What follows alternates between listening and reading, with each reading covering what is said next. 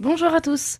Donc tout le monde utilise du pétrole au quotidien pour divers objectifs sans s'en rendre réellement compte, comme le carburant dans de nombreux moyens de transport, avec l'essence ou même le diesel. Figurez-vous qu'en réalité le pétrole est encore plus présent dans notre quotidien que ce que l'on croit. Donc sauriez-vous me donner des produits que vous utilisez tous les jours qui sont fabriqués à partir du pétrole? Moi, je sais qu'il y a de nombreux plastiques qui sont faits à partir de pétrole et aussi les matériaux qui sont utilisés pour les pantalons ou les jeans. Ouais. Ouais, j'aurais dit certains vêtements aussi et ouais, toutes les bouteilles en plastique pour l'eau et tout ça. Ouais, puis il y a l'essence, je crois, non? Oui, oui, tout à fait. Donc, on a déjà des bonnes réponses. Donc, je pense qu'on peut écouter les avis des Nancéens. Donc, nous sommes allés leur demander leurs avis. On va tout de suite écouter. Je pense mon téléphone portable, ma tablette, mon stylo, euh, mes produits de salle de bain peut-être. Ouais, et est-ce que vous avez une idée d'un produit que vous mettez quand même tous les jours pour hydrater votre peau? La crème. Oui, j'ai beaucoup de crème hydratante, oui. Et bien, ouais, ben, dans la crème, il y a du parabène. Et le parabène, ben, du coup, c'est un produit qui est fabriqué à partir du pétrole. D'accord, je ne savais pas. L'essence de la voiture, les cosmétiques, enfin certains cosmétiques, euh,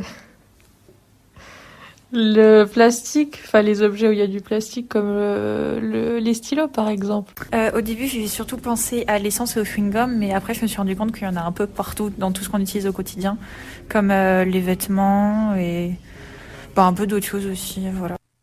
Figurez-vous, comme certains l'ont dit, que chaque logement est rempli de produits dérivés du pétrole qu'on ne soupçonnerait même pas. Donc la pétrochimie, c'est-à-dire la science qui rend possible la fabrication des composés créés par l'homme à partir du pétrole, a permis aux industriels d'intégrer le pétrole dans presque tous les produits de la vie quotidienne. Donc le plastique est certainement le dérivé du pétrole le plus connu.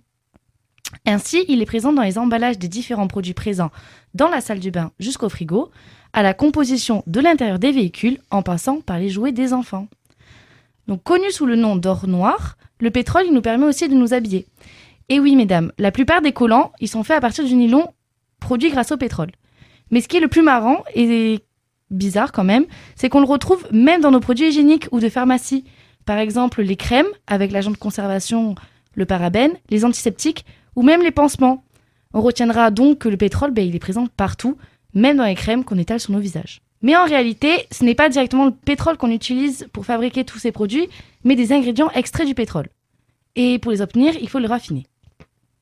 Avez-vous déjà entendu parler du raffinage du pétrole? Forcément, on en a un petit peu entendu parler avec nos études, mais on sait pas forcément, enfin moi personnellement, je sais pas forcément ce que c'est exactement, comment ça se fait en fait. Oui, moi non plus, je suis pareil. Ben parfait, j'allais vous demander en plus si vous saviez ce que c'était. Et toi Thomas? Oh, pas spécialement de plus que les autres. Donc je pense que cette notion elle est quand même assez vague. Je suis allée chercher sur Wikipédia la vraie définition. Donc le raffinage du pétrole, il désigne l'ensemble des traitements et transformations visant à tirer du pétrole le maximum de produits à haute valeur commerciale. Donc en gros, on traite notre baril de pétrole afin d'extraire le maximum de composants qui nous intéressent. Je vais vous poser une question simple. Est-ce que vous en connaissez certains ou pas? J'aurais dit le gasoil. Ouais. Oui, il y a le kérosène aussi, je crois. Puis pour se chauffer chez nous, on prend du fioul. Ouais, mais on retrouve, comme vous avez dit, le gasoil, l'essence 95-98 pour les voitures.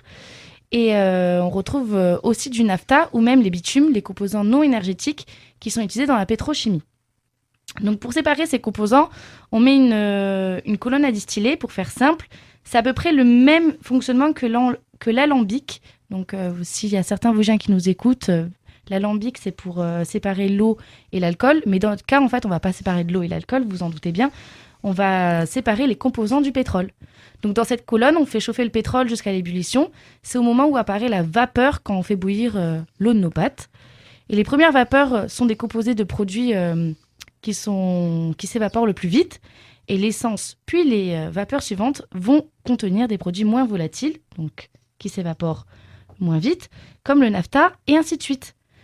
Et du coup, pour en revenir avec notre crème, on va traiter de nouveau le naphta, donc évoqué auparavant, par différentes techniques qui permettent d'obtenir des composés plus légers et plus intéressants dans l'industrie. Donc dans notre cas, on va permettre la création du parabène, et grâce à ces procédés, les industries peuvent créer des techniques nous permettant à la fin d'obtenir du plastique, des médicaments ou même des vêtements. Comme quoi le pétrole il est vraiment présent partout. Mais j'ai une dernière question à vous poser. Est-ce que vous pensez qu'il restera du pétrole dans 20-30 ans ? Je t'en prie, David, vas-y. Enfin, moi, je pense qu'il en restera encore un peu. Je sais que c'est pas une.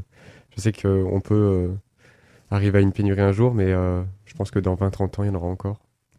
Moi, je suis plutôt d'accord avec David, dans le sens où on ne sait pas vraiment concrètement les stocks qu'on a, comment on les épuise au cours du temps. Donc, j'espère qu'il en restera, mais on sait pas en fait. Oui, puis je les rejoins aussi. Je pense que dans 20-30 ans, il en restera encore au moins un peu. Et bien moi je vous propose d'écouter les réponses des nancéens. Personnellement, je pense pas, peut-être pas dans 20 ans, ça sera pénurie totale, mais je pense qu'au bout d'un moment, on va rentrer en pénurie si on n'utilise pas les autres énergies qu'on a à côté. Je pense que oui. Après, qu'il y aura quand même des améliorations pour certains produits qui les utilisent.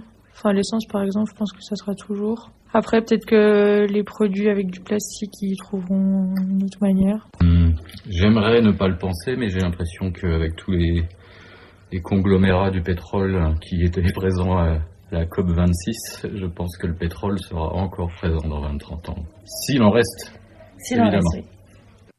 Donc comme vous voyez, les réponses elles sont quand même assez diverses. Donc pour répondre à cette question, je vous propose qu'on se retrouve lors d'une prochaine émission dont on traitera ce sujet.